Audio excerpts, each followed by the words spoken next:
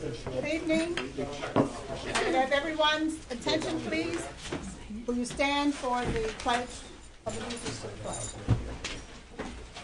I Pledge allegiance to the flag of the United States of America and to the republic for which it stands, one nation, under God, indivisible, with liberty and justice for all. Thank you, and I want to welcome everyone to the first board meeting of the 2019 year, January 16th. And we're actually going to start, I think, with our speakers because we have a very short list. And if Ms. Jessica Bauer Walker is here, she's the only one on the list tonight.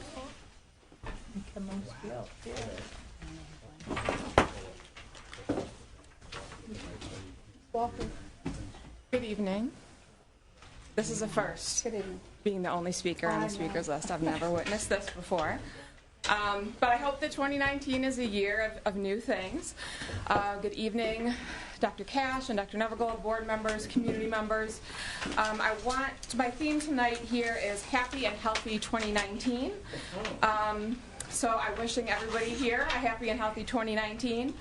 I am the director of the Community Health Worker Network of Buffalo. We've been an active partner with the district. I'm also a proud parent at International School 45, where I'm very involved as the PTO president and the wellness team co-chair. I'm here tonight. I've been here quite a bit over the years, really working on health and wellness efforts and policies, in particular the wellness policy and the code of conduct. And instead of just having a laundry list of concerns, I actually would like to ask district leadership to work with us and for us as to all be role models and put forth a healthy and happy face for 2019. We talk a lot about how our students have extraordinary needs, and that's true. And the other half of the story is our students and our parents and our families are also extraordinary and have lots of talents and skills. So this has been our community health worker model, is we're people who are of and from our communities. We've acted as peer educators. We've helped to research and advocate for the first youth risk behavior survey and write the first wellness policy and advocate over the years for physical education teachers and health education, salad bars, all kinds of different things, right? But we really need your help right now because we're sort of stuck. And we're trying our best in a bottom-up way and working with parents and students. And we've had some great partners that are working with us. But we have had some critical gaps. So I want to lift up all of the work that's been done, but I also want us to be real about what do we need to do as individuals, in our families, in our schools, in the district, in our communities, to close some of these equity gaps and issues around health and education, and tie public health and public education together. So we have put in an application to have a community health worker parent group. We put it in November. We're waiting to hear back, and we're excited to partner with you and find ways. I'm not quite sure what to do to help you. We've tried to do lots of different things, so open to your ideas.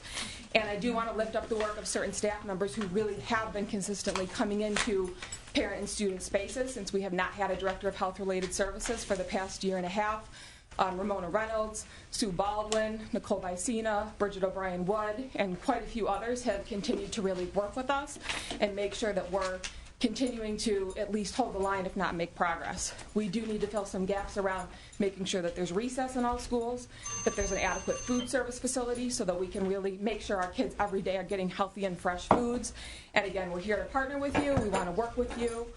Looking forward to hearing suggestions and ideas and having you help us as role models and leaders in the community to make 2019 a healthy and happy year. Thank you. Thank you, Ms. Bauer Walker. I didn't do the usual introduction for speakers tonight because I knew you knew it, and I didn't have to give you any instructions. Dr. Cash?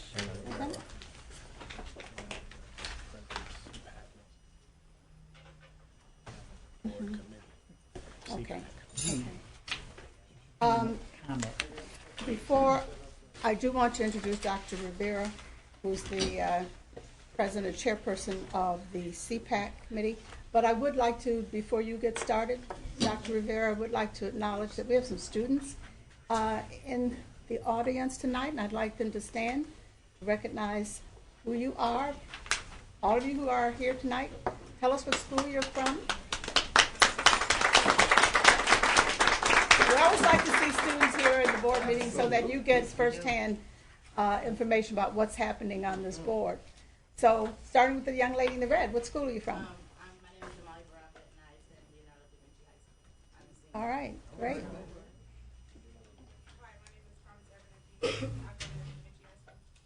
Vinci. Oh, thank you. Keep going. Hi, I'm Ashby, and I attend Leonardo da Vinci School. Hi, I'm Leah, and I go to Da Vinci High School. Hi, I'm Anna, I go to Da Vinci. I'm also a senior. Hi, my name is Carlos Marco, and I go to Da Vinci.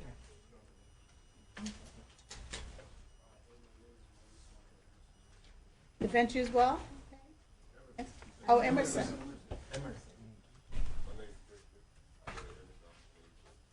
Great. Fantastic. And I think we have one more. Okay, Emerson Da Vinci. So glad to see you here.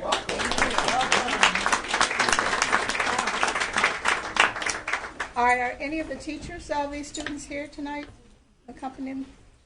Any of the teachers? Welcome. Okay. Normally, your representative, your student representative, who those of you who are from Da Vinci know, would be here, but she's ill tonight. So we're going to ask for a motion to excuse her from this meeting. So may I have a motion to excuse Maria Sami? Ms. Mukosi, seconded by Ms. J. All in favor? Aye. All right, thank you. And now, thank you very much, Dr. Rivera, for your patience. I'm going to introduce Dr. Ann Rivera, who is the president of CPAC. And she's going to have about 5 minutes to make a presentation. 5 minutes, yeah. Thank you very much. It was a pleasure meeting all of the students. I was happy to be able to be a part of it. Good evening, everyone. As you know, my name is Dr. Ann Rivera, and I have the honor of being CPAC chairperson this year. Thank you for giving CPAC the time to give its biannual subcommittee report. For those who may not know, we are a subcommittee of the Board of Education comprised of parent representatives who work with the board, district personnel, and parents to improve the support and education of students with disabilities in the Buffalo Public Schools. We serve 3 major functions: education regarding the needs of students with disabilities, parent support, and policy recommendations regarding special education. Tonight I'm going to talk to you mostly about the needs of students. And I think it's really appropriate that students were here because I'm going to start by telling you a story about a student, a Buffalo Public Schools student. It starts in kindergarten. I promise it won't be that long. When my son was ready for kindergarten, we were absolutely thrilled because the agency where he had attended preschool had said, he's doing too well. We can't keep him. He needs to go into the district. And so we did. We found a kindergarten in a school that said it would be supportive. We went through the process. We formed an IEP. We're all happy. We got him an aide, and he started school. He was excited. A little guy. He was really excited. But that year only brought frustration for us. The school assigned him 3 aides in the course of 5 months. Just as my son got to know one, he or she was gone. The teacher tried to work with him, but only did so by pulling him out of the classroom when other students were doing gym, art, or music. He became really sad. He resisted going to school, and his grades plummeted. Finally, the school called me and said that he, a 6-year-old, had an in-house suspension in an isolation room. He was sad. He was so upset and confused. His infraction, he threw a shoe at a wall. At the end of the year, the school declared him ineducable. Some of you have heard part of this story. Some of you have been a part of this story, and recommended an agency placement. But we just left the agency, so I didn't really know what to do. Luckily, BPS helped us. They helped us find a placement for him, and this is when the second part of the story happens. He was placed in a general kindergarten, given access to a consultant teacher who helped him with English and math, knew something about autism, helped with behavioral supports, and an aide who thankfully not only stayed that whole year, but stayed until he was done with elementary school. It was really good. His grades went up. I was happier. I was thrilled. He even started to learn to read. No mean feat for a kid with dyslexia. But then we got to 2nd grade, and the principal announced that he would be retained because his reading scores weren't high enough. I asked for a meeting and was granted one in June. On my way into the building, one of the teachers kind of blocked my way into the office and said, "You need to find somewhere else for your son. He doesn't belong here." I told her I disagreed and went into the office. The principal, no longer here, previous administration, I just want to really be clear about that, said, your son's test scores are bringing the whole building down. He should go somewhere else. But where? His IEP said general education placement. We stayed. The next year, his scores stayed the same. He had dedicated special education teachers. The teachers in the building worked really, really hard for him. But they were only allowed to work with him outside the classroom, and in the classroom, he lost ground. His achievement scores went down. I knew I had to do something. The district knew they had to do something, so we found another placement for him. For 5th grade, where special education and general education, they work together. We visited the classroom, and he was thrilled. The room had only regular light bulbs, no fluorescents. There were balls on the bottoms of the chairs, so no squeaky sounds. Most of the students were at desks, working quietly, working with each other sometimes. And there were a few along the back wall with headphones, doing their own work. The board was really clear, laid out with do now and homework. The teacher welcomed my son enthusiastically, and on our way out, he turned to me and he said, "Oh, can I go here now? Can I start now?" Well, he did. You know, we had to wait till September. But he started, and the next year, amazing things happened. He didn't quite hit his benchmarks, but he got close, and he wanted to go to school. His anxious behaviors decreased. He graduated from that school with a local diploma. So I tell you these stories not so much to highlight problems, but to tell you about what can happen when we help students with disabilities to access quality instruction that is tailored to their needs, but also when they are included. So when we stop seeing general education and special education on two separate things, we start looking at them together. Because when we look at them together and we achieve those goals, the students do well.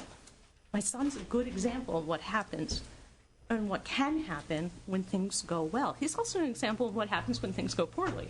So in the course of a long education, because kindergarten to 12th grade, it's a long amount of time, lots of things can happen. You can see what can happen. But students with special needs are particularly vulnerable. And when I say vulnerable, I mean that things that students who are typically developing can weather, students with special needs don't do it so well. It impacts them more greatly. You see more changes in them. And so as a result, I really want to stand before you and ask for us to continue to push towards equity, equity of access, equity of education, equity and inclusion, and realize these goals. Because as the Council of Great City Schools has reported that nationally, students with mild to moderate disabilities, often they have less access to grade appropriate assignments, strong instruction, deep engagement, and teachers with high expectations. But you can see from my stories that when all of those things happen, when it happens, good things happen too. We have good success. So I'm here really to make a plea with you, to the members of our community, to the parents, to the educators, to the administrators, and the community members. We need you to work with us, the community of individuals with special needs and the families who love them. We are your community. We are a part of BPS, and we are a part of Western New York. We need you to join with us to ensure that everyone has equity and access to education that has the potential to transform lives. As you can tell from my story, there are people with disability who are a part of your community. I am one of them. I was a student with special needs. I have dyslexia, and yet I'm still standing before you. I have a PhD, I'm chair of my department, because when instruction works, it transforms. And so, but in order to do that, we need to communicate more with each other. We need to talk to each other. We need to work with each other. We need to create priorities with each other. There are problems. We need to solve them. But we would like you to partner with us, and we would like to partner with you in order to do that.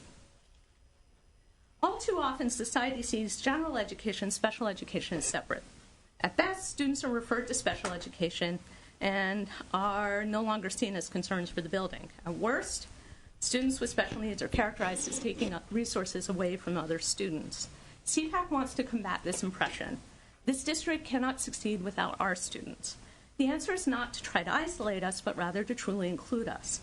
Our success is your success. There's a lot of progress that needs to be made.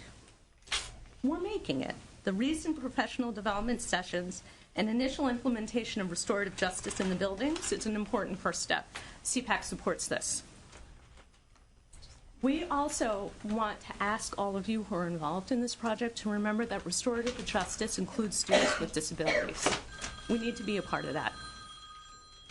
Now our goal is to continue this project and to realize the district's commitment to putting children and families first. So I spoke to you last May about this need for a cultural shift. Now I'm going to stand before you and ask if you'll start to take first action steps towards it. Dr. Cash has offered us 3 do-nows to work with our students with special needs. Remember my son's board, do-now homework? We're doing that. His administration is already working on the first one, a seat for parent and students. Sorry, there are too many words in this clause because of people first language, so I'm just going to try it again. A seat for a parent of student with special needs to sit on the SBMT boards in each school. So in other words, we want a dedicated seat for somebody who has a loved one with special needs in order to just give important insight, because a lot of the time we're here, the people who work with us are well-meaning, but we're not talking to each other. We need to make sure that we have access to that. But I'm going to ask you to do something. Board members, colleagues, administrators, teachers, students, I want you to think about 3 do-nows that you could do to help our students with special needs. I have 2 suggestions, and we want to hear more.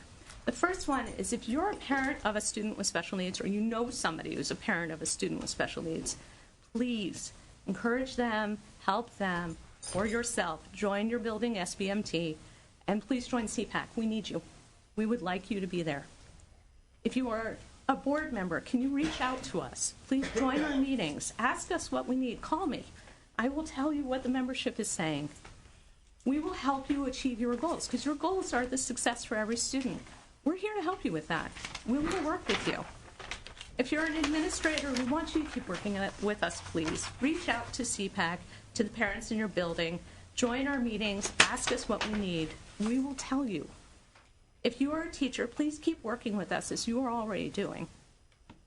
It can be hard, but we're the partners here. We're supporting. I know firsthand, as a parent of an adult with special needs who just got his first job, and as someone with special needs herself, if any of you have the opportunity, reach out to us. Plan one new thing to support us, or our students, or our loved ones. One professional development opportunity, one event, one social opportunity. It's a place where we need a lot of inclusion. One opportunity for student and parent support to benefit for students with special needs and their families. We need you to reach to us too, and we will reach right back, and we'll be a part of it. I know you're all really busy. I know there's a lot that you've already done. I'm not disregarding that at all. That's why I'm asking just for one thing. If you could do one thing for us to bring us closer to the goal of equity for everyone, we all will benefit. Please make your actions and voices heard. We want to realize this promise in partnership with the district. Thank you. Thank you.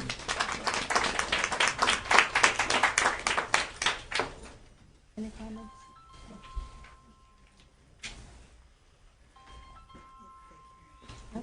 No comments? No. College. All right. There were some new students that came in, I believe, with the bioinformatics lab, to Angela Cullen. Angela, did you bring some students? I did. I have a student here. We're just here in support. You know, our resolution is up for a vote for the application for Bensco. Well, we have your students, please stand. I have my parent engagement liaison is here, Mrs. Flood, and her daughter Danya Flood, just to do your bioinformatics program. All right, welcome. Thank you for coming.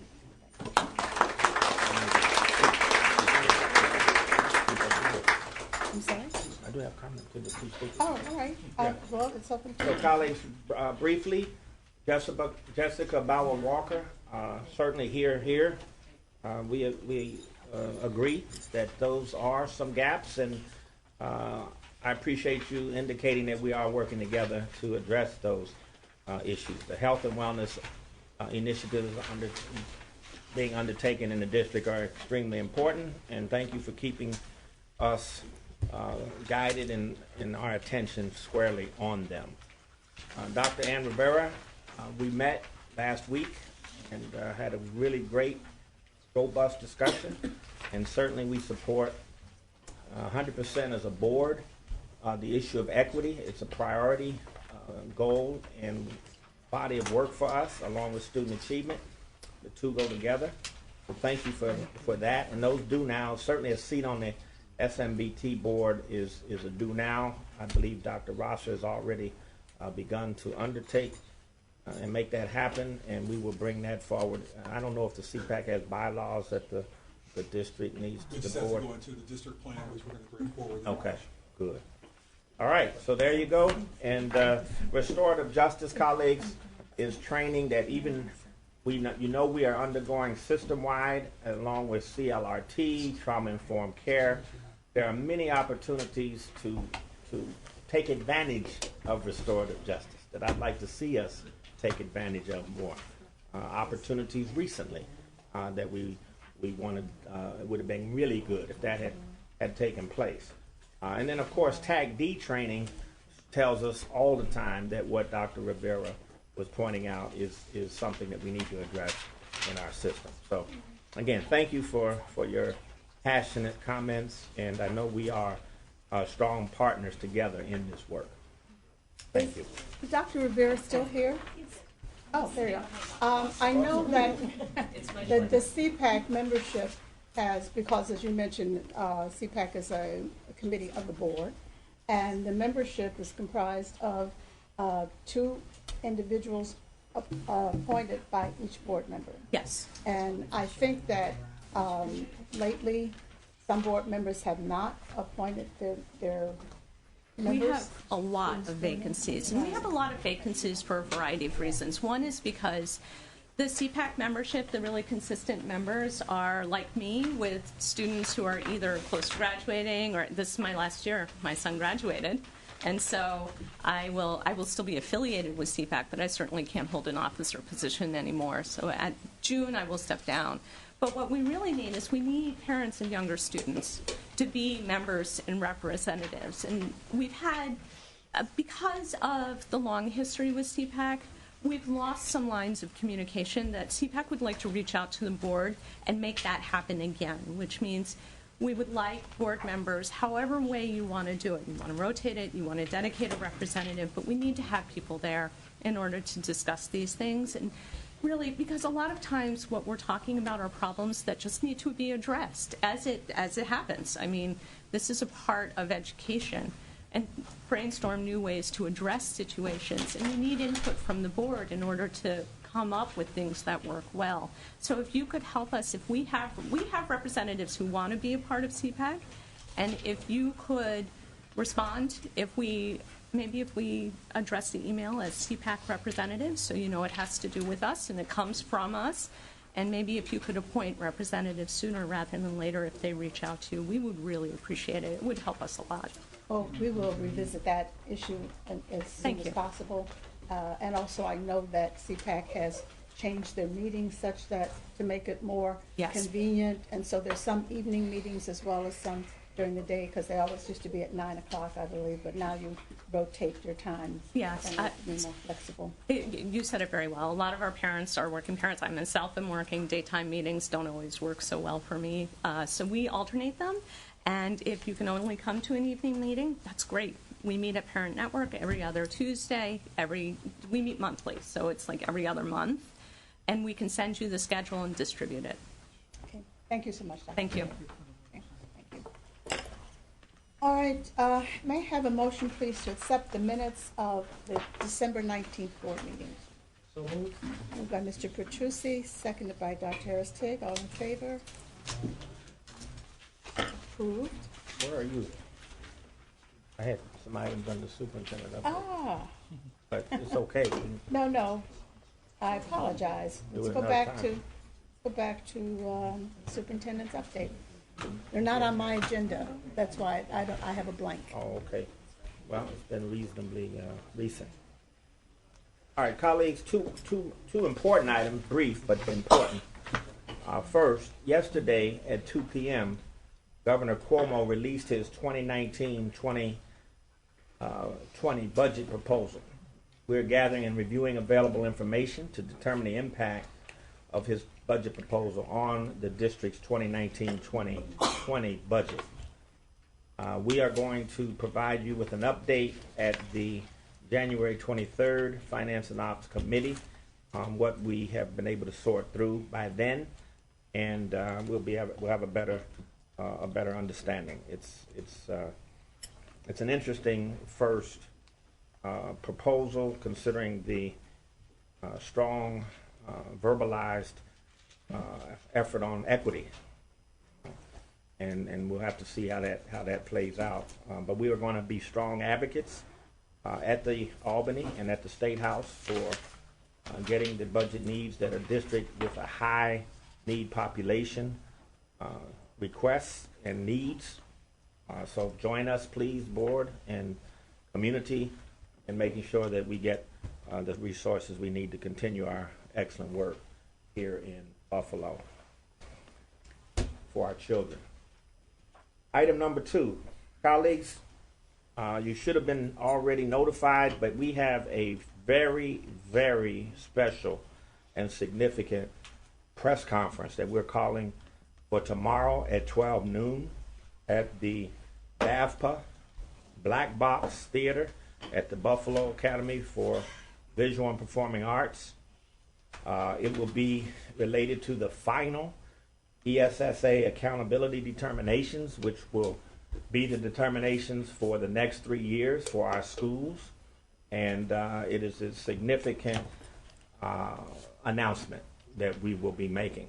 So board members, I would like you to join me at the podium tomorrow. And all of our strategic partners have been invited as well, and some students. And we will have a brief but significant program. In the morning, once the commissioner of the New York State Education Department has had her press conference and officially released the report, then we will immediately send you a press release for you to use and be aware of when you come to the press conference should you wish to speak. So that's the announcement. This is the most extraordinary news in our 3 years together, and in many ways it will be this board's legacy should you wish to adopt it and accept it. So I will be there. Hopefully all of you can be there, and I certainly would like the media to be there so that you will see what the narrative now is. So that's the announcement for my second update under the superintendent's update. Thank you. Comments, questions? All right, we can move on to committee reports. And that will probably be brief. We didn't have committees. I don't think we had any committees, but we'll go around if anybody has any update that they want to report. Start with Ms. Pierce. Well, my committee meeting was canceled due to the water main break, but it's going to be rescheduled for 30th. January 30th. Last shift. Here, Mr. Quinn. I just wanted to bring up 2 things that I learned when I was overseas that you might find interesting. One is, in Paris anyway, they have a very different school year than we do. They go 6 weeks, 2 weeks off, and it shortens their summer break. And one of the reasons they do that is to give teachers a much better chance to prepare each section of construction. And one of the problems we have in inner cities especially is the long summer break. The kids, the academic level deteriorates, and they've designed it so that that does not happen. With a new school board contract coming up with the teachers, it's something you really ought to, I don't know that I'll be here, but I think that it's something people ought to really study because it's having a great effect there. They have a much longer school day, by the way, than we do as well. They get out at 3:40, 4 o'clock every day. The other one has to do with health insurance. They have a progressive health insurance program there for their teachers. And what they do is they have, it would be like an affinity program with your airline. For every positive thing you do to stay healthy, you get a lower premium, you get affinity points. For instance, and they give you these electronic cards. You walk 10,000 steps a day, you get points. You buy vegetables, you get points. You buy ice cream, you get negative points. And what apparently it's done is really reduce their claims under health insurance. And it's the greatest threat to education is the rising cost of our health care. And I think it's something you really want to do some homework on. The people I talked to loved it because what they do is they get their 10,000 steps a day and they get airlines on Air France or miles on Air France. They get discounts at stores. They get it. So it's an incentive-based system that I think I'd highly recommend you take a look at. Great. I have no reply. Could I just ask the audience and members of the board, check your phones, make sure they're off going forward. Wasn't me. This day, I have no nothing. Okay, Ms. Woods? Well, let's see, I attended a BPTO meeting, I attended a DPCC meeting, I visited several of my schools, and I've been feeling a lot of complaints about it's cold in the buses and the GPS isn't working. So that's what's going on with me. Thank you, Dr. Evergold. I attended the community engagement team meeting today at South Park, and I wanted to bring this book to everyone's attention. What they went through is they produced this book where all the veterans who had served and who had died in service at South Park. There's a little biography, tells where all they're from, but it's pretty interesting. It's actually a pretty good read, believe it or not. Kind of gives you a little synopsis of each person where they are. I thought that was a really nice tribute. Did the school produce that book? The school produced that book. It was kind of unique. Something different. They have it in their alumni room. They have copies, but it was something a little bit different. Dr. Nevergold is speaking tomorrow night, so I just wanted to know if anyone's interested in going down the Urban League to have an intimate conversation with Dr. Nevergold, as it was advertised. Tomorrow night is Citizens Participation Academy at South Park High School again, and tomorrow is the Erie County Association of School Boards. I attended their meeting, but they're also having their nomination for the annual awards. So I wanted to put it on the table if anyone knows a great educator. Time to be recognized. I just came a question about that. Yeah. Yes. Do they have McCluskey in there? It's alphabetical. For those that don't know, the most decisive battle of World War II was the Battle of Midway, and the commander of the torpedo squadron that sank all the Japanese aircraft carriers was a graduate of South Park High School. It was one of the most significant events in the world when you think about the magnitude of World War II. He didn't die in the war, so maybe he's not. No, in that he's book, not. But I just, Oh, when they update that, to go back and put him in. and I would think, by the way, for future boards, he's somebody you might want to name a school after. This was a significant act that took place for a public school graduate. Dr. Harris-Titt? Yes, first I'd like to say that I am not able to attend the press conference tomorrow, but I'm so excited about what we're going to learn because I do have a funeral and I have to attend. So I do want to say that. I continue to attend Bill's stakeholders meeting. I recommended Maria Sammy to speak with the 7th and 8th grade students at Build regarding the newly formed student government organization, and she accepted, and we are just excited for her to come over and talk to those students about this organization and what their individual responsibilities are, and collectively the kind of thing. So we're just so excited. I continue to attend disproportionality Tag D sessions. Dr. Morrell, Dr. Hernandez, the Tag D team are providing critical research readings and facilitating really courageous conversations. And I posted it on our workplace Facebook. I give kudos for all those staff members who attend, participate, and come prepared. We all have some unlearning to do, and we all have new learnings that we need to receive. So I say kudos to them. Mr. Charles Woody Brandy and I have met regarding the annual National African American Read-In sponsored by the Black Caucus of National Council of Teachers of English and the International Reading Association, and locally the Buffalo Board of Education. We have selected The Hate U Give as the 2019 African American Read-In focus text for our high school students. Freshmen from City Honors, Emerson, and Olmsted high schools will receive the book and be invited to see the movie version, followed by a videotape book discussion.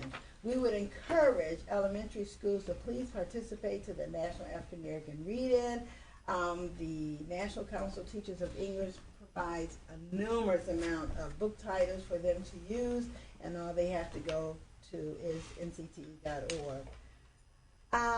Lastly, I participated in December in the toy giveaway drive with Governor Cuomo, Yes. April Baskin, and Tim Kennedy. It was wonderful. Our children was absolutely awesome. They sang Christmas carols to us, and they were very, very excited. It was a wonderful day. Kudos to the principal, assistant principal, and all who were involved. There's a picture the governor sent us And all. there's the picture. I don't like the picture, but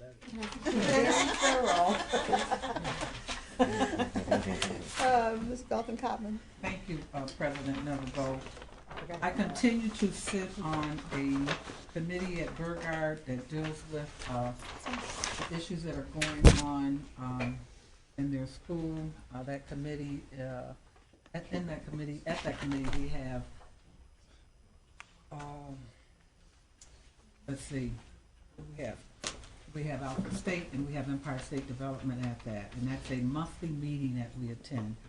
At that meeting, it came, Alpha State and Empire State approved a pilot program for our community to learn about welding, advanced manufacturing, and automotive. It's for adults.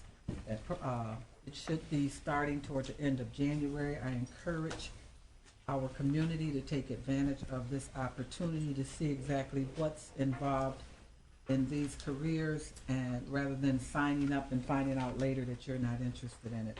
December 18th, I attended our holiday concert at School 84.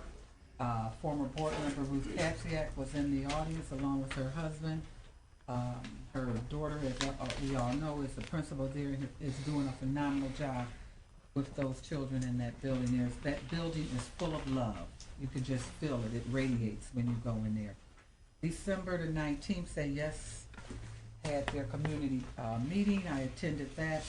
On the 2nd of January, I, along with board member Paulette Woods, participated with Betty Jean Grant on WFO, and we talked about the improvements and the great things that are going on in our district.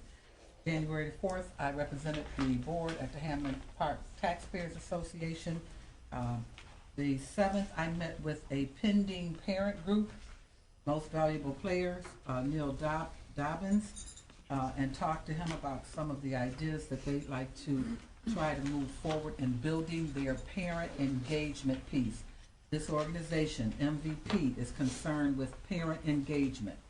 Not that they don't want to advocate, but they realize that parent engagement is what this district needs to move it to the next level.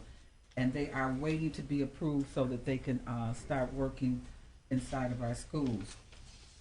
Interesting to note, on last week I attended a manifestation determination review in which a member of my community son was expelled from Tapestry prior to the manifestation determination review. And out of that came a lot of red lights here on the back of my neck, standing up issues too. This particular parent, so many of her rights were not respected. And so with that, I'm going to expand that moving forward to try to find out how we can make sure that parents understand what their rights are in dealing with these manifestation determination reviews. I feel our staff did an excellent job.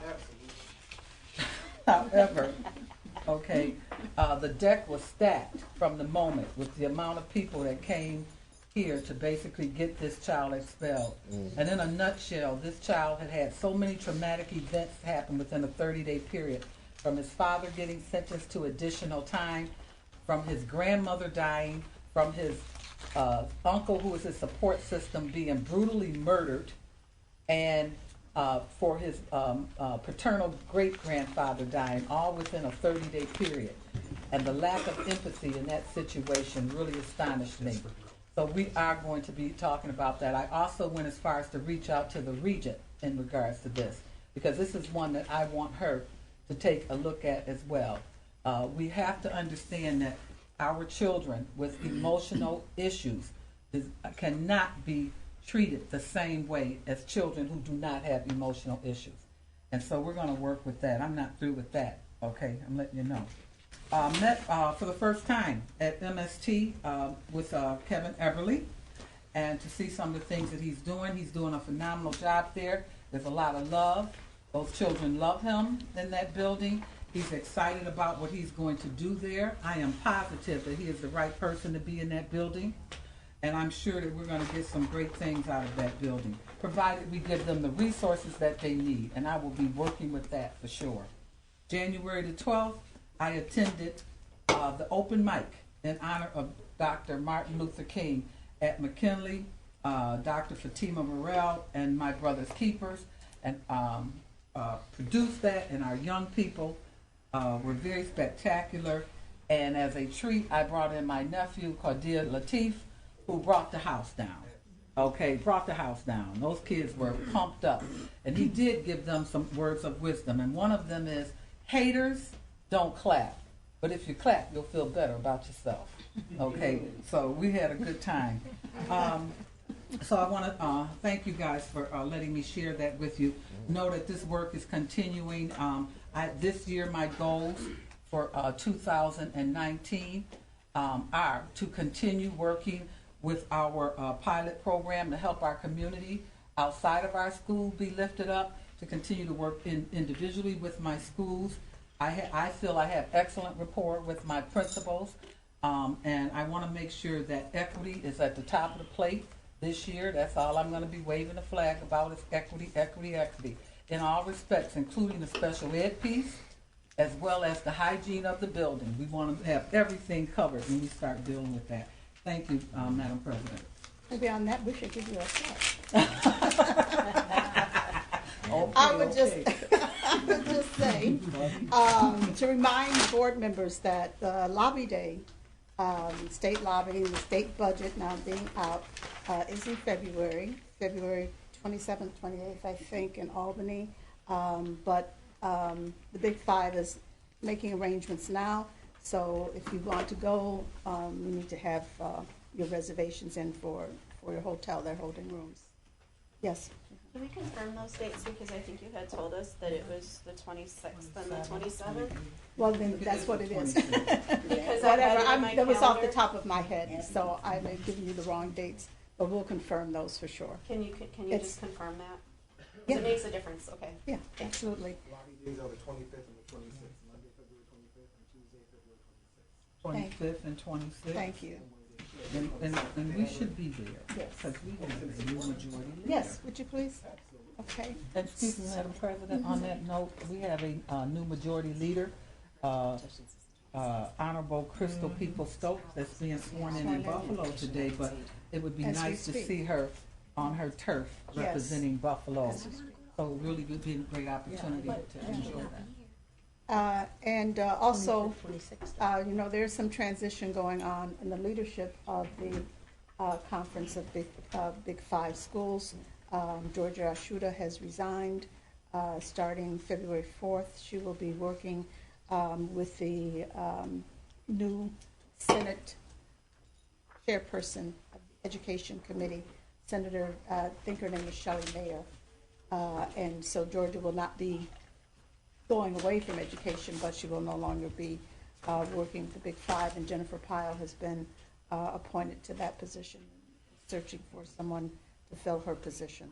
So it's really an important time, I think, to do the lobbying. And as the superintendent mentioned, the governor is talking about equity, but from what has been released, what I've seen of the budget thus far, the equity has not trickled down to us yet, or to other urban districts.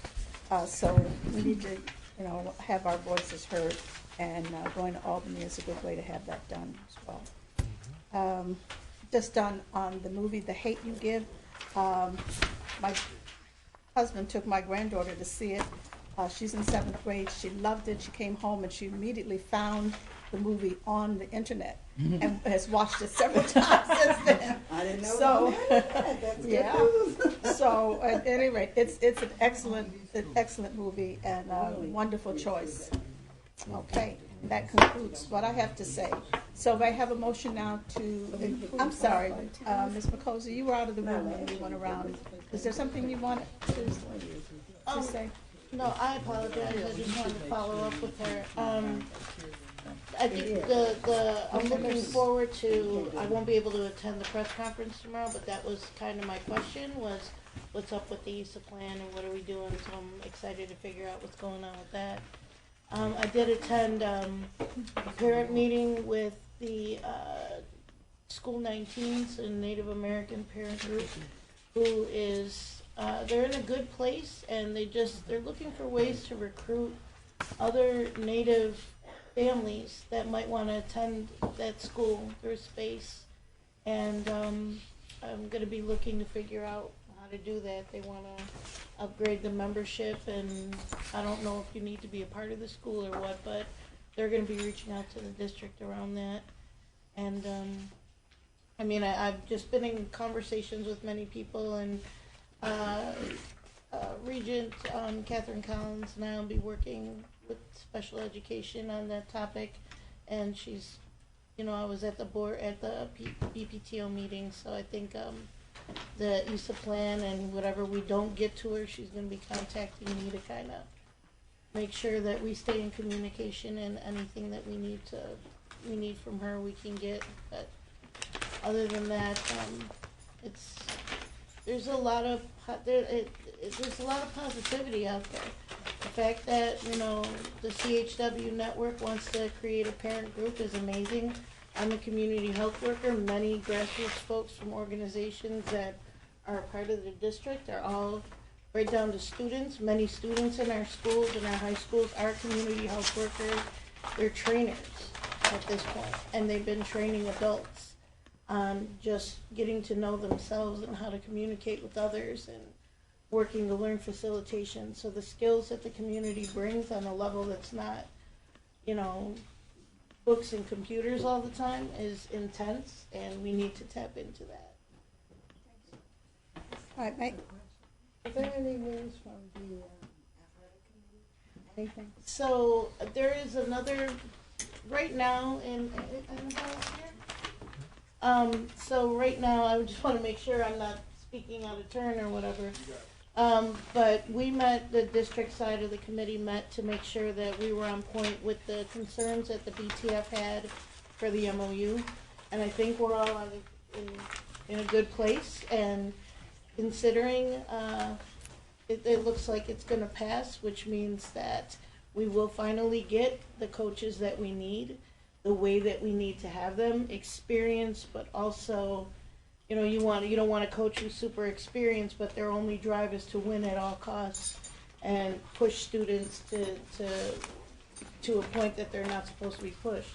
You want people with moral judgment and values that work with our students, and that's what this is going to be about. And the BTF and the district and principal and student have all come together to try and figure out what that looks like in the rubric, and it's good stuff. Transportation back and forth. Do we have all these buses in place? Yeah, we're just waiting to secure a date to have the meeting, but on our side, we have met and we are in agreement with what we want to propose. I'm just waiting for the BTF to confirm a date for us to have that conversation. And Nate can also chime in, but we are, on our side, all in alignment with what we're asking for and what we have. So the hope is when we get the date from the BTF that we could solidify this and put this to rest. What I do want to point out, Board Member Teague had pointed out that there was, you know, there's some things that don't jive well when you go to different games. As someone who's in constant communication with community on different levels, I encourage folks to talk to any one of us on the board, and myself in particular, if you see, you know, or hear that students feel that they're not being, you know, coached well, they don't get, that there's issues, right? If you go to a game and something don't jive right, bring it to our attention, because this is what we're going to be working on moving forward on this committee. It's a new athletics committee, and we're concentrating on making sure that we do right by the multitude of talent in this city. There are students that are just killing it in the game, and they're not being recognized or the last name in the paper, and that's just not cool. So Thank let's you, just Ms. make it Nicosi. right. Let's uplift the coaches that need to be uplifted. Let's get rid of the folks that are just trying to collect a paycheck. I'm down with that. And let's get these students that are doing well, that will be academically challenged as well as on the field or on the court or wherever it is that they play. Let's uplift athletics and music and art so our kids can graduate with more than just the book smarts, because not everybody is a genius up in here. Thank you, Ms. Nicosi. Thank you. Okay, we move on then. I'd like a motion to accept the consent agenda, please. So move. Mr. Petrucci, seconded. Ms. Woods, all in favor? Aye. Thank you. First item, under 9A, Mr. Petrucci. Yeah, on page 8, with respect to restorative practice training, I just wanted to ask whether or not it's going to be offered to the entire district and when we expect it to be completed. Yeah, so the restorative practice plan that we have in place, we indicated a couple years ago that it's a 5-year plan, so we are slowly rolling it out to different grade levels, different grade bands, and different schools. So we're in year 2 of that, and we're looking to have all of our teachers trained within the next 3 years. Thanks very much. 14A, Mr. Petrucci. Yeah, I know that I've had children that attended some of these schools, and my concern is how the students were selected and whether or not all students were given the opportunity to participate. I know in the past that there was concerns because children were selected on their ability to pay and not given enough time to raise the money, and that is always my concern. I want to make sure that every student has the opportunity, not just those who are well-heeled. Mr. Samato. Yes, so Mr. Petrucci, it is open to all 10 through 12 students for the trip. It's something that we encourage and we've talked to our principals about, especially over the past couple of years. Trying also improve the process, that it comes through at a much earlier date. We're still getting better at that, but one thing that they do ensure is that it is open. There are fundraising opportunities. There's even groups within the school that if kids cannot make the means, even through fundraising, that they donate, and there's donor clubs and things of that nature. So it does open up. Thank you. Ms. Belton-Cotman, comments on 14E and F? Yeah, when in reading this, I was wondering whatever happened to the academy, My Brother's Keeper Academy that we were supposed to have, the school, I guess it was supposed to be. We were talking originally when this money was provided, there was big talk about having a 7th and 8th grade school to set up to prepare our young men to be ready for high school. And I haven't heard anything about that, particularly since David Mauricio's left. And I'm just curious to know, what happened to that? That's spanning both of those items. Yeah, well, no, it's just My Brother's Keeper, that's all. They're both My Brother's Keeper. Yeah, I'm they're sorry, both My I Brother's lumped them One together. question for so I both thought- of those. Yeah, that's what Okay, it is. no problem. Yeah. Mr. Solar, you would start with that? Yeah, so in relation to the 2 items on the board agenda, those are just the conferences that we're taking some of the fellows that we have trained, the young men, to attend some of those events. In regards to the comment around the academy, it is still in our grant narrative as something that we need to explore, but where we are with our grant, we have not gotten there yet. And so the superintendent is aware that we're working on something to try to propose, and he has to obviously give us the blessing to move that forward. So is it a possibility that this school may happen? That would Well, be depending on how they frame it. I'm asking to bring me a proposal of what it's going to look like.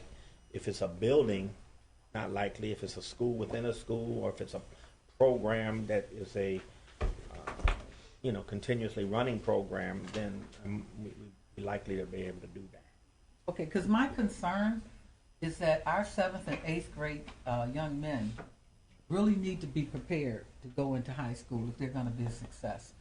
And so that would consist of having them reading on level, doing math on level, and things like that. And there's a great need in this district for something like that. I don't know, how it would be structured, but I'm sure Dr. Fatima Morrell has some ideas, because she has been very good at coming up with great things. But I'm just curious to know, because that's one of the things that I was hoping to see happen in Buffalo Public Schools for this high-risk population that's just not making it in the high schools at this point. Thank you. We concur. Work on it. Thank you. Okay. 18G, Belton Cotton. 18G. Oh. Who knew it? Is this the one, I don't have my computer open, but. Who knew it? Predictive analytics?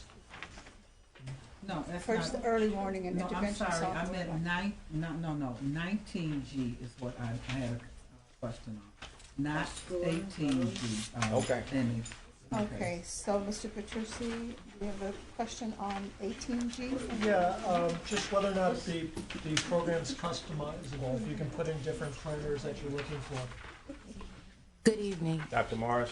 Yes, Mr. Petrucci, that is exactly what the module allows for. So we want to add on that module. We've been doing some research on our data so far, so that when we do finally build the module and we add it onto the system, it'll be based on our historical performance so that we can better inform early warning indicators for our district. I think it's vital to put the proper intercession to help our students so they don't fall behind. Sure. Absolutely.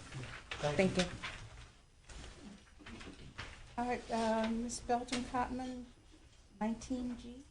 Okay, well, my concern here, and I understand this is for the custodian, the issue associated with them, is my concern is the price that we're paying per hour.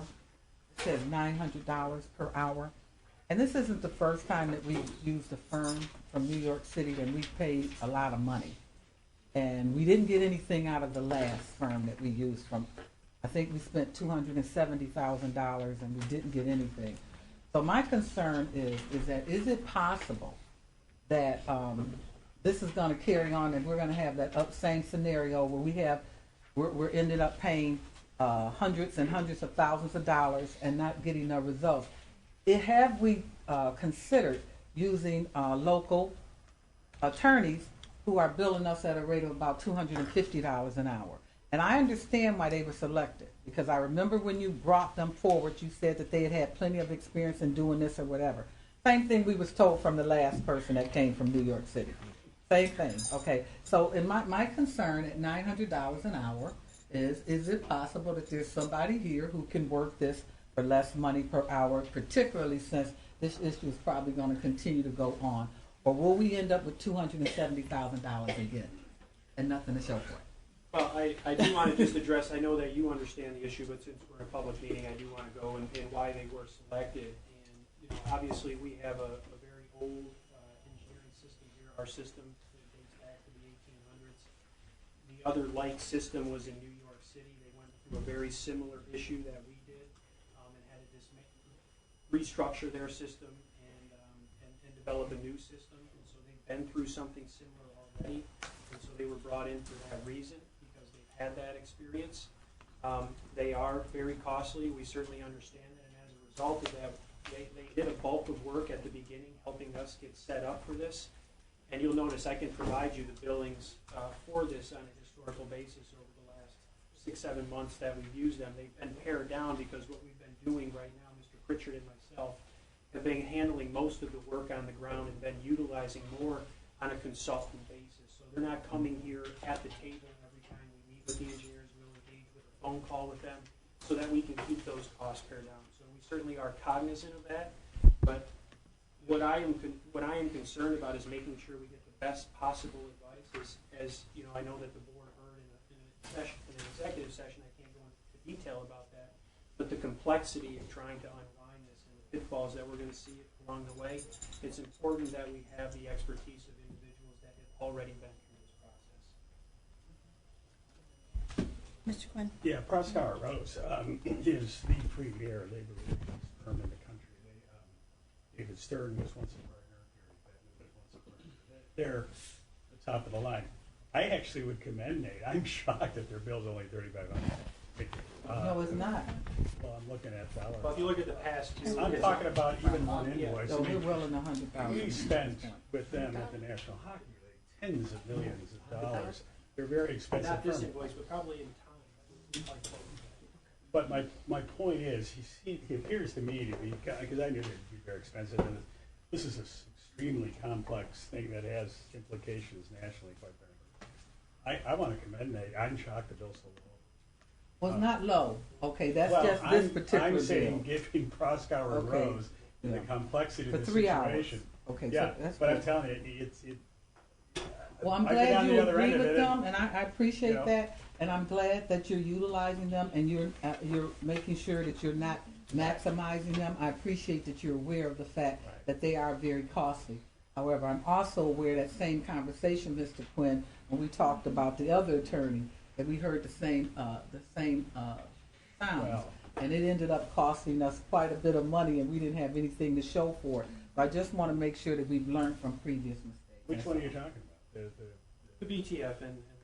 Well, you Terry settle the O'Neill. contract, but Right. Terry O'Neill, and I like Terry a lot, he is not at all the level of Proskauer Rose. Well, I didn't- he got a I lot think of he money did from good. us. Well, We didn't know that at the time. I just want to reiterate, I'm not going to comment Not on mention the any past, but names. Yeah, I should take that back. Just But I'm just saying, Take this it back. this is the difference between, you It's on know, film. Just Okay, good. the complexity, and I certainly understand that, you'll see, Yeah, we are not relying on them to be here when we're That's at. good. It's duly noted. Okay, Everything duly That's noted. good. well, Thank you. I and you're appreciate just, that. again, you're facing potential major IRS impact Gary wasn't dealing with. You're dealing with possible antitrust issues, which he wasn't. These are real tough ones. And I'm not putting down your comment. You're right to bring it up. But I just would say that I think he's managing this awfully well if our monthly invoice is $3,500. No, well, whatever it is. It's Well, 45. Okay. I'm looking at it right Thank now. you. It's 45,000, but that's okay. That's That's from not the August. total. That's just from August. That's the total. That's We over are a period. approaching I'm not $100,000. disputing it, I'm just saying what it is. I'm referring to what's on So the screen. I thank you, Mr. Which is our Kuzman, monthly and I invoice. appreciate you being cognizant of the fact that we are paying a lot of money, and that we don't want to fall into the same trap from the last time. That's all. That's all. Thank you, board members. Let's move on. 22A, did you have a comment, Mr. Quinn? This is, 28K, no, I just 22A. voted no, I think, didn't I? okay. Yes, you said no, but. And the reason I'm voting no is because they did not address all the issues I raised at their review of the audit with us, and so I'm not gonna say vote yes. Okay. 23B, Mr. Petrucci? Thank you. The City of Buffalo is exploring a new vendor to process all the electronic payments. My question or comment is, just curious if the district is going to a more of an electronic payment as opposed to people plunking coins or dollars into a can, just in terms of management and control and everything else, and facility and ease of payment for a lot of people that only have debit cards or Venmo or, yeah. Yeah, I mean, it shouldn't be cash. He's right. It really should not be. Yes. Yes, I can answer that. So we recently implemented a new software system, and then along with that system, the company works with an entity that actually does just what you're asking for. So we're trying to pilot an electronic receipt system that will allow parents and anyone that might purchase something through Extra Classroom to actually do it through online, through credit, debit cards, and so forth. So we're starting to pilot that hopefully shortly. The issue we ran into is that the partner they had was one entity, and then the company that we have the software with was actually just bought out by another company that does that as well. So we're not sure which of the two we're going to want to get with for those payment systems.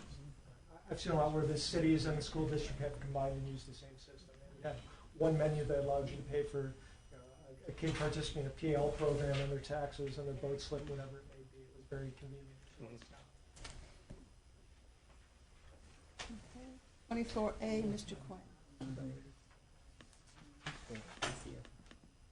I don't have any questions on that. It was answered by Ms. McCoy.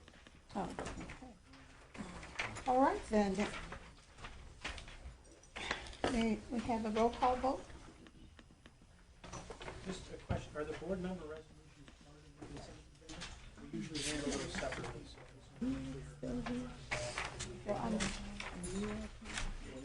They're on our list. On our consent All right, agenda I just list. want to be clear about talking about. I have one question before we do a roll call, though. If I may, Madam Chair. I was looking for it, I might have missed it today. Oh, okay. I'm sorry I did miss it, but I'm gonna go back to 16A, and I wanna have that pulled. I think much more discussion needs to happen around MEAC and the bylaws. before we just vote on it. I had a meeting scheduled with Dr. Carter, and I'm sorry, I can't remember Hillary's name, a professor as well. These are former professors from UVille. They're part of MEAC's leadership. And we started our meeting last Wednesday, and then we were asked to leave because of the water main break. But I don't think we're ready to move that. I'd like to refer back to my committee. That is 16A.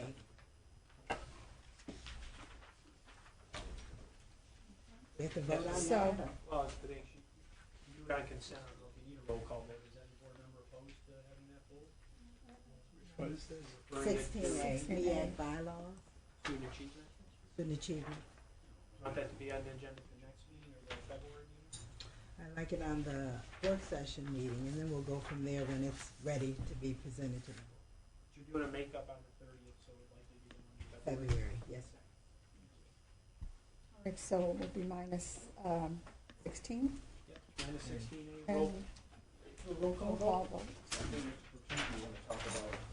Yeah, for 20, as these are my resolutions, for 24B, I'd like to have that one referred to committee.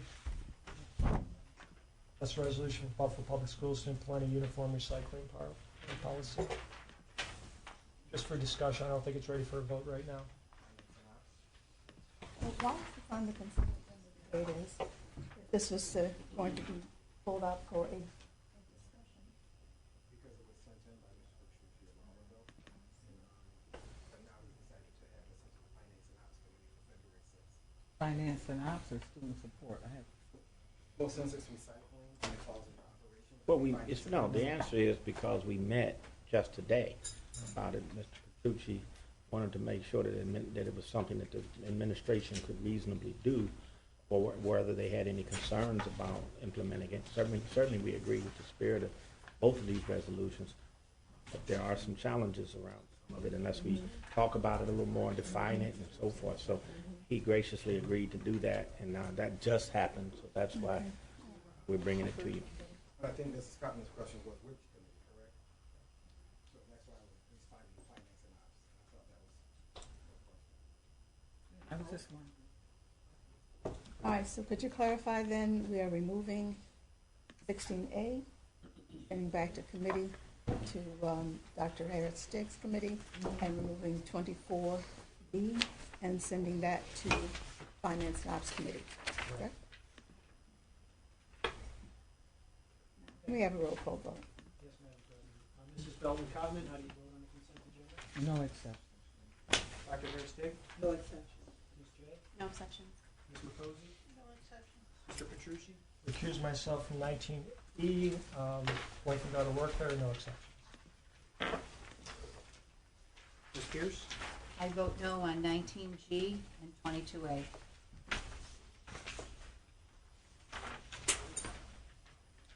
Mr. Flynn? I'm abstaining on 19E, and I'm voting no on 22A. Ms. Woods? No exceptions. President Evergold? No exception. Consent agenda passes. All right, board members, we have an executive session to enter, and after I ask how the Well, wait a four, minute, don't we have new business? I'm sorry? Isn't there a time for new business?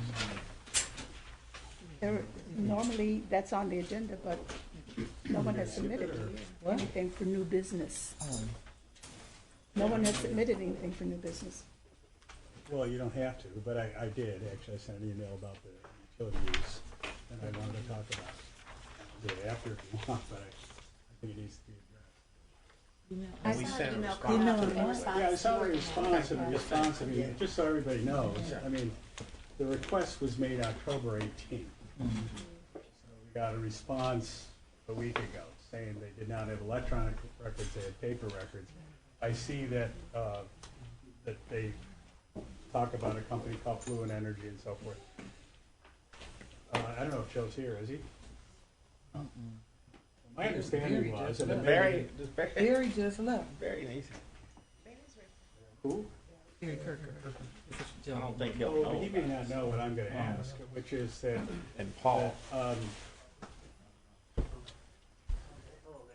Barry, you may be aware of this or not, I'm not sure, but my understanding was that when the joint schools construction projects was implemented in a lot of schools, Johnson Controls put in a lot of modern controls on our heating and air conditioning and electrical equipment, and that the cost savings from those implementation of those devices was imputed, and that was part of our cost saving, local share funds. Is that your understanding? Yes, it's an energy Yeah, performance simplify type contract where if you spend money now and you don't modernize, then in the future you would spend twice as much as if you had put it into service, and then you would Put it in do simplistic better. forms, if we used 1,000 kilowatt hours in the past in a school and we make a capital improvement and we now only use 500 kilowatt hours, we went to state ed and said we want credit for the 500 kilowatt hour savings as a form of our local share. Am I understanding that correctly?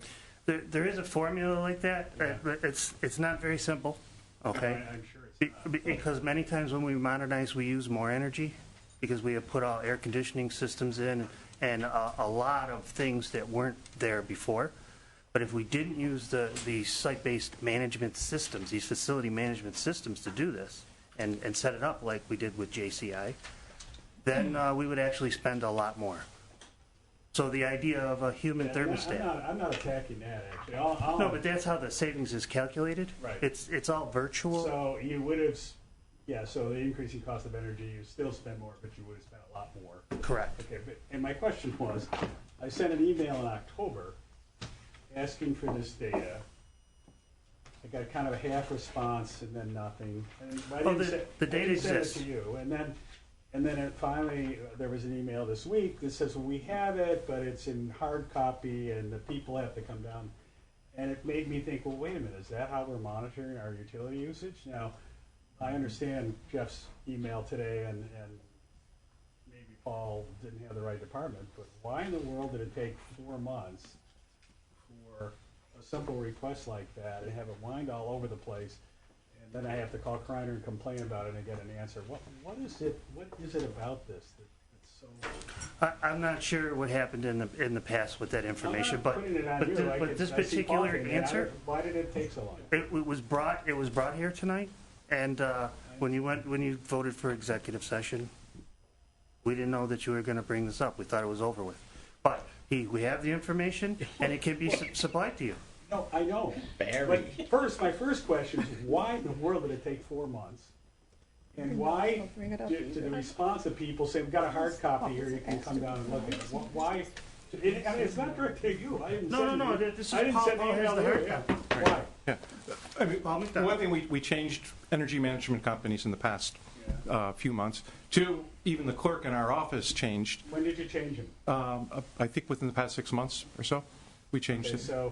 So when I asked you in October, the new guy was, and he could not give us utility data then. The new guy. Well, you said 6 months, so I asked you 4 months ago. Was the company not ready to give us utility data at that point in their tenure here? Right. Apparently not. So, and apparently not. You never in your response even mentioned the company. We have a new energy management company. 6 months ago. Right. Yeah, my emails to you were in October. In no email did you say, we have a new company that's going to take me. You didn't even say that you had a company doing it. And then the email that was sent a couple of days ago was, we have some hard copies, Yes. you can come down here and look at it. Well, because I had them printed out for the person. Yeah, okay. Look, it just seemed, very efficient, very lax, unresponsive to a board member, and I thought, Jesus, this is how we're running our utilities. I feel much better after getting Jeff's email today and your response. But,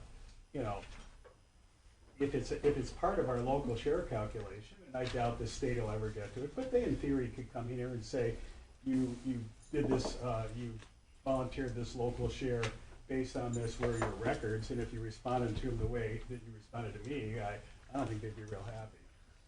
Larry, is this something we can have in a committee discussion? No, I Does don't it think take like I need some to. length of time? I think that it's important. Our job is monitoring and oversight. And when you get this kind of response as a board member, I think you're entitled to bring it up. I don't need to belabor it. I made my point. I'm done.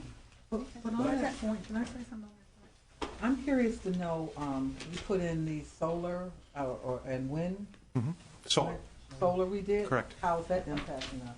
Yeah, it's I mean, can we do it at another committee? You have to do it Sure, now, but yeah. I'm just saying, can we find out? You could do this in finance and ops if you want, because the reason I even asked for them is there's a group, the Sierra Club wants to greatly expand our solar capacity, and their point is that putting it on the roof of a school isn't necessarily the most efficient way to do it, and we might be better off with a solar farm. It will accomplish the same goal and actually more efficiently. So that's what triggered this. But when I got into it and thought, wow, this is how hard it is to find out what our utility costs are, and I expressed it to you, Kreiner, how No, long it right, took. and once you did, Yeah. I got on it, I and understand. now there's a response that I think is fairly, responsive.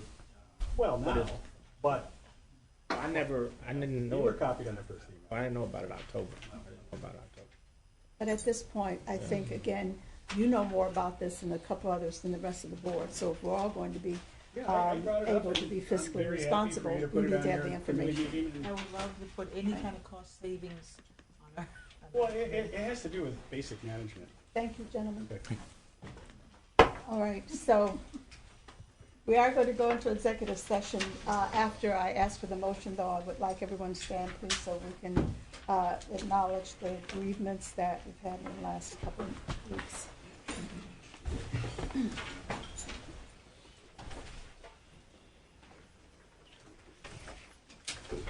On December 20th, Kathleen Cook, mother Patrick Cook, principal at Hamlin Park, Academy 74, and I see Patrick here tonight. No, I'm sorry, I've got the wrong person, excuse me. December 23rd, Stevenson Maine McDuffie, father of Stevenson McDuffie, coach of the Bennett Tigers and a teacher at the Academy School 131. December 29th, Terrence Stevens, security officer for the Buffalo Public Schools. December 31st, Luis Santos, father of Robert Santos, a teacher at schools 19 and 59, and former security officer at Emerson Culinary Arts High School number 302. And December 31st, B.C. Balcom, father of Romaine Project, school clerk at City Honor School number 194. They had one? Yeah, President Herbert Walker Bush, who passed away in December. I don't think we've acknowledged him either. Did you mention the child that died in the fire? 'Cause we're having something at Bennett Park. I think we did last time. President But- Bush, President Herbert Walker Bush, 41. He died in the first week in September. is my understanding. And Grishan, what's his name, Grishan? I don't remember his last name, student from Montessori. Going to the children are gonna have a memorial for him.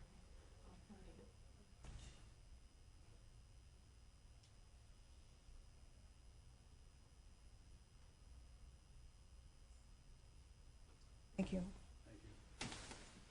Colleagues, before we go into executive session, I'd like to acknowledge that Principal Mark Abraham from McKinley High School is here, along with his entire administrative team. And so we were here prepared to answer any questions that you might have as a board in executive session or anywhere else, so we can stop this nonsense that's going on. They're here to address face-to-face with whoever has any questions, Phil Moore or anybody else. And I have my cabinet here as well, and I want to put a fork in that thing tonight. So if you have questions, they're willing to stay as long as you need them. I suggest they stay. Good. We haven't had the motion yet for executive session. Motion to go into executive session for the following purposes. 1, to discuss pending litigation with D. Springer. 2, to discuss pending litigation with the Buffalo Teachers Federation. 3, to discuss the employment history, and discipline of specific district employees. And 4, for the purpose of receiving review. So moved. Moved by Mr. Petrucci, seconded by Dr. Harris Tate. All in favor? Aye.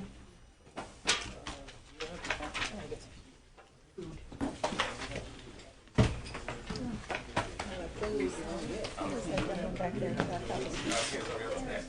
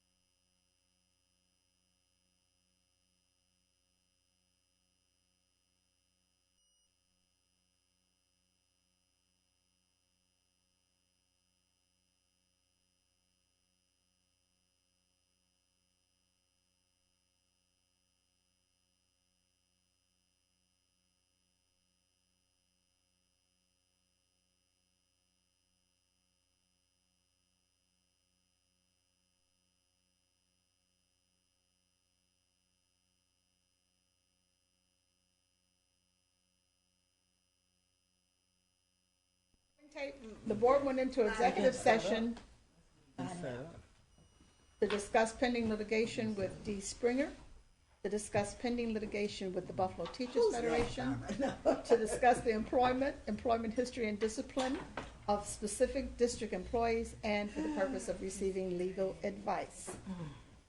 Based upon that, I would like to have a motion authorizing the district to pay $25,000 to fully settle Springer v. Buffalo Public Schools et al. Moved by Ms. Woods, seconded by Mr. Petrucci. All in favor? Aye. Opposed? Motion carries.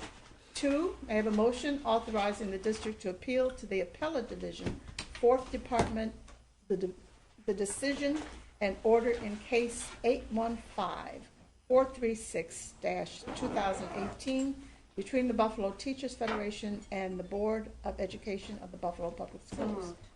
Moved by Ms. J, seconded by Ms. Woods. All in favor? Opposed? Fine. Motion carries. 3, may I have a motion authorizing the superintendent to negotiate an addendum to the district's employment contract with Joe Druziana as the Executive Director of Plant Services in an amount not to exceed $138,000. Move Dr. Harris-Tig, seconded by Mr. Petrucci. All in favor? Opposed? Motion carries. And 4th, may I have a motion authorizing the superintendent to prefer Section 75 charges, disciplinary charges against district employee E.H. I have a motion. So move. Moved by Mr. Petrucci. Second. Seconded by Ms. J. All in favor? Aye. Opposed? 1 abstention. Dr. Harris-Tig abstains. Motion carries. Thank you. May I have a motion to adjourn? Hallelujah. So moved. Right. I know, With all that drama, it's only Just feels later. my brain is fried. I wonder where you just